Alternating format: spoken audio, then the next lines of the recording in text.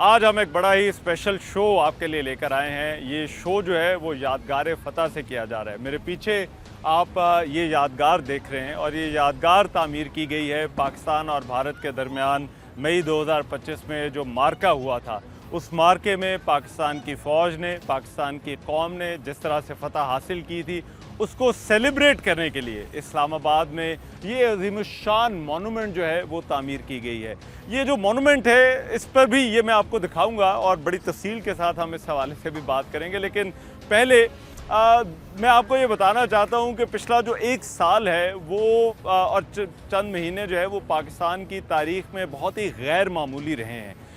इन गुज़रे महीनों में पाकिस्तान ने सियासी एतबार से, अस्करी एतबार से और सफारती एतबार से जो अपनी जो बरतरी है साबित की है, जो पाकिस्तान की उठान रही है, वो पाकिस्तान की तारीख़ में जो है वो बहुत ही गैर मामूली बात है। मार्का हक़ के बाद से देखिए चीज़ें किस तरह से जो है वो बदलना शुरू हुई। मार्का हक़ के बाद पाकिस्तान की जो जंग बंदी थी उसको सराहा गया। फिर उसके बाद पाकिस्तान की हमने देखा डिप्लोमेटिक प्रोफाइल जो है वो बढ़ना शुरू हो गई। पाकिस्तान की जो कामयाबी थी उसका एतराफ़ ना सिर्फ अस्करी हलकों की तरफ से किया गया बल्कि बाकी दुनिया ने भी मान लिया कि पाकिस्तान ने जो है जो इसमें आप भारत पर अपनी बरतरी साबित की है वो किस तरह से साबित की है। भारत के दावे तो थे लेकिन उनके पास दिखाने को कुछ नहीं था। हमने जो कुछ किया वो दुनिया ने देखा और उसी वजह से पाकिस्तान के जो दावे थे उनको ना सिर्फ तस्लीम किया गया बल्कि दुनिया उसकी कायल भी हुई। फिर उसके बाद पाकिस्तान के लिए जो अगला लम्हा था वो पाकिस्तान और सऊदी अरब के दरमियान होने वाला दिफाई मुआहदा था। ये बहुत ही गैर मामूली था। पाकिस्तान और सऊदी अरब जिस तरह से करीब आए, उसके बाद सबसे अहम तब्दीली तब हुई जब अमेरिका और इसराइल की ईरान के साथ जंग शुरू हुई और उस जंग के बाद सब ने देखा कि पाकिस्तान उस जंग को रुकवाने की कोशिशों में आगे आगे था। पाकिस्तान मेन सालिसकार था जिसकी कोशिशों की वजह से इस्लामाबाद की मफाहमती यादाश्त उस पर दस्तखत हुए और उसके बाद दोनों के दरमियान कुछ देर के लिए जो है वो जंग बंदी भी हुई।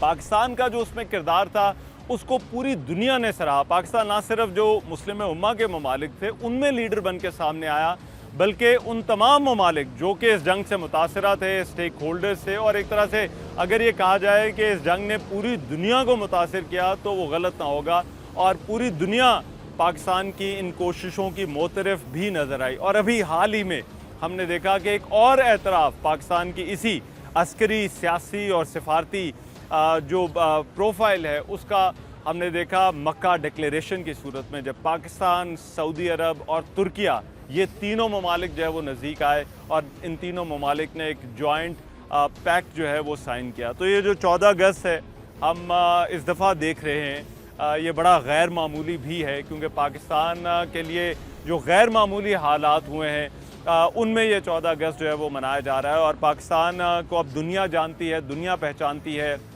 इससे पहले हमारी कोई भी रेपुटेशन रही हो लेकिन अभी ऐसा लगता है कि दुनिया की नज़र में हमारा जो मकाम है, हमारी जो रेपुटेशन है वो एक मुख्तलिफ हवालों से है।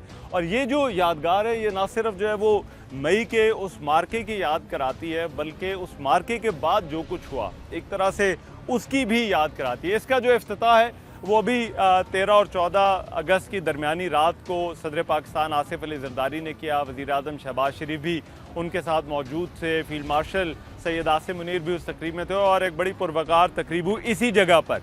और ये जो इमारत है यहाँ इसका जो है वो बाकायदा इफ्तिताह भी किया गया। यहाँ पर 222 फीट ऊंचा जो है वो पाकिस्तान का झंडा भी जो है वो लगाया गया है, वो भी अभी आपको दिखाएंगे।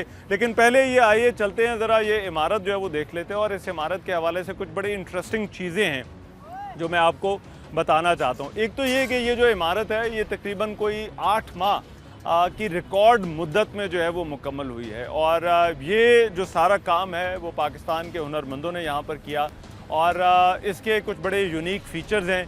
एक तो सबसे पहले इस इमारत का जो आप वाइट मार्बल की ये पूरी इमारत जो है वो बनी हुई है और ये जो वाइट मार्बल है ये आप देख रहे हैं। इस मार्बल के हवाले से मैं आपको बताता चलूँ कि ये जो मार्बल है ये सारा वो है जो खाना काबा में कंस्ट्रक्शन के लिए जो वाइट मार्बल इस्तेमाल किया जाता है, ये वही वाइट मार्बल जो है वो यहाँ पर भी इस्तेमाल किया गया। तो एक तरह से इसकी जो सिंबॉलिक सिग्निफिकेंस है इस वाइट मार्बल की वो भी जो है वो बहुत ज़्यादा है। दूसरी इसमें जो ख़ास बात है जो इससे किसी न किसी तरह से जुड़ी हुई है वो इसकी ये जो आर्चेज़ जो है वो आप देख रहे हैं। ये जो आर्चेज़ हैं ये बड़ी यूनिक हैं और ये आर्चेज़ बिल्कुल उसी तरह से बनाई गई हैं जिस तरह से मस्जिद नबवी की आर्चेज़ जो है वो बनाई गई थी। और इनका जो डिज़ाइन है इनका जो पैटर्न है वो वही है जो मस्जिद नबवी की आर्चेज़ का था। और इसमें देखें आपको उसी तरह से सफ़ेद और काला रंग जो है वो नज़र आता है। तकरीब जो हुई थी और वैसे जो ये इमारत दूर से जो है वो नज़र आती है उसमें तो आपने इसकी आर्चेज़ नहीं देखी, लेकिन आइए अंदर से भी हम आपको इसका जो है वो दिखाते हैं। ये जो आर्चेज़ हैं ये कितनी शानदार और ग्रैंड जो है वो आर्चेज़ हैं। और अगर आप इसके नीचे खड़े हों तो फिर आपको जो है वो एहसास होता है कि ये यादगार इसका मैग्नीट्यूड जो है वो क्या है, ये कितनी बड़ी है, किस तरह से एक कोलोसल जो है वो यादगार बनाई गई है। इसके दोनों तरफ जो है वो आप बड़े बड़े जो है वो पिलर्स देख रहे हैं। आम तौर पर जो है वो इस तरह के जो गेट्स हैं, विक्ट्री गेट्स आपको जो है वो पहले तारीख़ में कभी नज़र आते थे। यूरोप के कुछ शहरों में चले जाएं तो वहाँ पर आपको ये विक्ट्री गेट्स जो है वो नज़र आते थे। तो ये एक तरह से हमारा जो विक्ट्री गेट है इसको यहाँ पर बनाया गया है, तामीर किया गया है।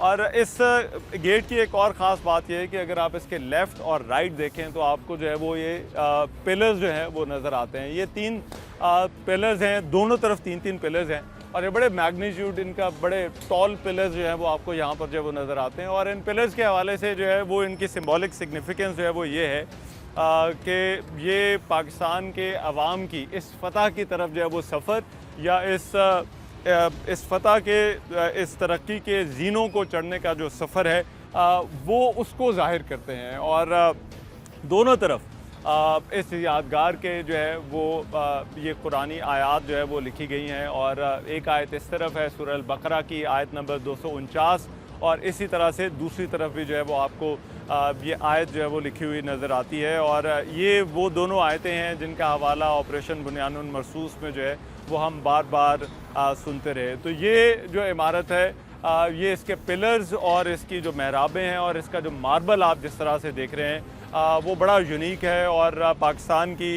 इस जो मार्के हक में फ़तह थी उसको भी बहुत हद तक जो है वो रिप्रेजेंट करता है। लेकिन अब इसकी जो है वो सबसे जो इम्पॉर्टेंट बात और सबसे जो यूनिक बात है अब उसकी तरफ आते हैं। अगर आप इसके ऊपर देखें तो ऊपर आपको इसके बहुत सारे इमेजेस जो है वो नज़र आ रहे हैं।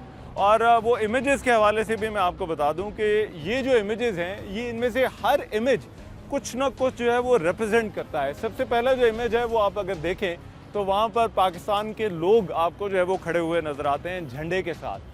और ये बेसिकली आवाम की जो सपोर्ट थी, आवाम का जो किरदार था, लोगों का इसमें जो किरदार था वो उसको जाहिर करते हैं। और उससे ऊपर आपको जो है वो पाकिस्तान के तैयारे नज़र आ रहे हैं। पाकिस्तान की जो एयरफोर्स है, एयरफोर्स का किरदार हम किस तरह से भुला सकते हैं इस सारी सूरत हाल के अंदर, इस मार्के के अंदर किस तरह से पाकिस्तान के शाहीनों ने जो वो भारतीय तैयारे जिनमें राफ़ेल भी शामिल थे उनको गिराया। तो हमारा जो स्कोर था वो 8-0 जो है वो रहा था।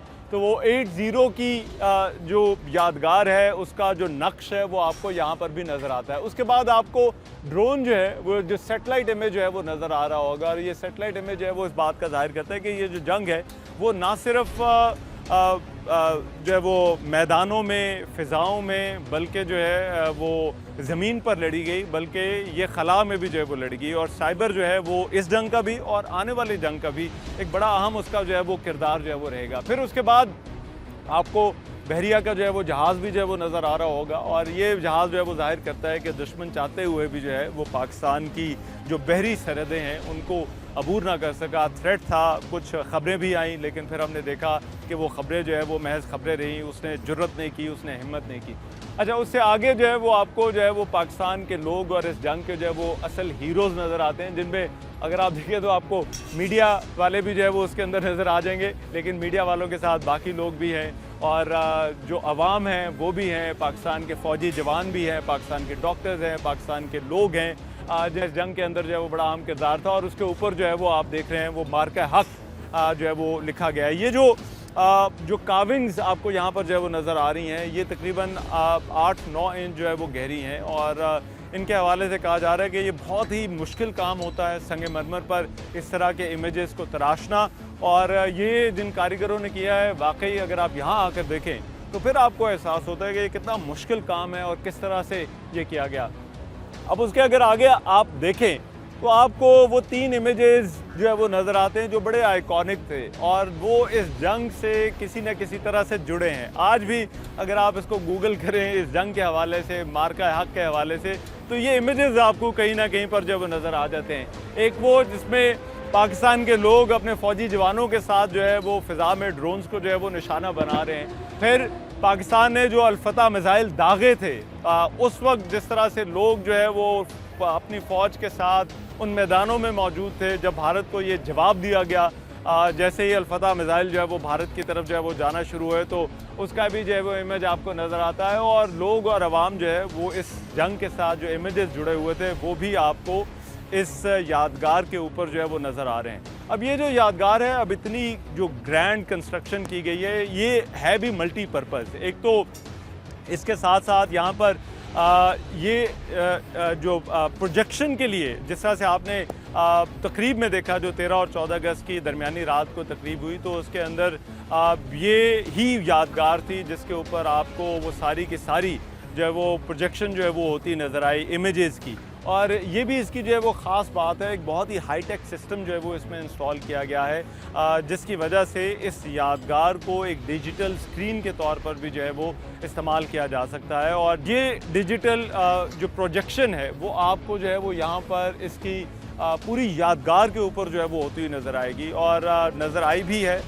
जहाँ पर हमने देखा जो तकरीब हुई उसके अंदर जिस तरह से पाकिस्तान के सफ़र के हवाले से पाकिस्तान ने मार्का हक में जो कुछ किया उस हवाले से बात की गई और फिर ये यादगार किस तरह से पाकिस्तान का ये मार्का हक और फिर उससे बाद का सफ़र और उससे पहले के सफ़र की जो है वो अक्कासी करती है। ये एक बहुत ही ग्रैंड कंस्ट्रक्शन है, ये इसका मेन हिस्सा है। अगर आप इस तरफ देखें तो आपको पाकिस्तान का जो है वो बुलंद झंडा जो है वो नज़र आता है, जो कि यहाँ पर कल ही जो है वो जिसे लहराया गया है वो भी आपको जो है वो यहाँ पर नज़र आएगा। फिर ये दोनों तरफ से गेटेड यादगार है जो इसका मेन कंपाउंड है। इसके साथ साथ इसकी एक एंट्रेंस बनाई गई है, वहाँ पर भी जो है वो लोगों की लिए जो है वो कुछ इंतज़ाम किया गया है। फिर इसके इस तरफ अगर आप मेरी लेफ़्ट साइड के ऊपर जो है वो देखें जो I-8 की तरफ है, वहाँ पर जो है वो गेट्स जो है वो बनाए गए हैं जहाँ से लोग यहाँ पर आ सकते हैं। अंदर जो है वो एलिवेटर्स भी लगाए गए हैं, इस यादगार के ऊपर भी जो है वो जाया जा सकता है। तो वो जो सारी फैसिलिटीज़ आपको किसी भी जगह पर जो है वो नज़र आती हैं या होनी चाहिए, modern state of the art, वो आपको यहाँ पर भी जो है वो नज़र आती हैं। तो ये यादगार जो है वो पाकिस्तान की ना सिर्फ मार्का हक में जो कुछ हुआ उसकी याद आपको जो है वो दिलाती है अगर आप यहाँ पर आएँ, बल्कि उसके साथ साथ पाकिस्तान का उसके बाद का जो सफ़र है जो कि बहुत ही अहम है, क्योंकि उसके बाद से पाकिस्तान के लिए हमने देखा बहुत सारी चीज़ें जो है वो बदलना शुरू हुई और आज हम इस जगह पर खड़े हैं कि एक तरफ जश्न आज़ादी भी मनाया जा रहा है, लेकिन दूसरी तरफ पाकिस्तान की जो अक़वाम आलम में मकाम है, पाकिस्तान की सियासी प्रोफाइल है, पाकिस्तान की अस्करी प्रोफाइल है, पाकिस्तान की सफारती प्रोफाइल है, वो पहले से बिल्कुल जो है वो बदल चुकी है। और वो बदली किस वजह से है, किस तरह से ये हुआ है, मार्का हक से लेकर मक्का डिक्लेरेशन तक का जो सफ़र है वो क्या रहा है, किस तरह से पाकिस्तान ने ये सफ़र तय किया, उसके मुहर्रिकात क्या थे, इस पर भी अभी हम प्रोग्राम में बात करेंगे और हमारे साथ जो है वो कुछ मेहमान मौजूद होंगे। एक हम ब्रेक ले रहे हैं, ब्रेक के बाद वापस आएंगे तो पाकिस्तान के इसी सफ़र के हवाले से बात होगी।